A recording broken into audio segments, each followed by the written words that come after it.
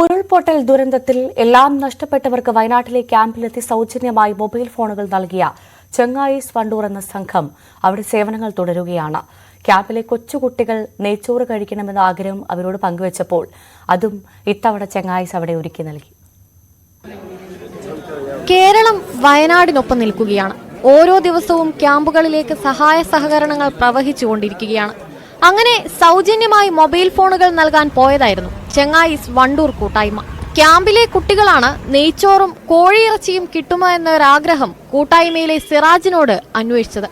സിറാജ് സുഹൃത്തായ KT അഞ്ജുമിന്റെ സഹായത്തോടെ 2 ക്യാമ്പുകളിലുള്ള 600ഓളം പേർക്ക് അരിയും കോഴിയും അതിനുവേണ്ട മറ്റ് സാധനങ്ങളും എത്തിച്ചു നൽകി. പലതവണ ക്യാമ്പുകളിൽ പോയി സഹായങ്ങൾ എത്തിച്ചതോടെ അവിടെ നിന്ന് നിരവധി പേരാണ് വിവിധ ആവശ്യങ്ങളുമായി സിറാജിനെ ബന്ധപ്പെടുന്നത്. ക്യാമ്പിൽ നിന്ന് ആവശ്യപ്പെട്ട പ്രകാരം 30 പർദ്ദയും എത്തിച്ചിരുന്നു. ഫോണിന്റെ ആവശ്യവും മറ്റും പറഞ്ഞ് വിളിക്കുന്നവരുടെ എണ്ണവും കൂടുതലാണ്.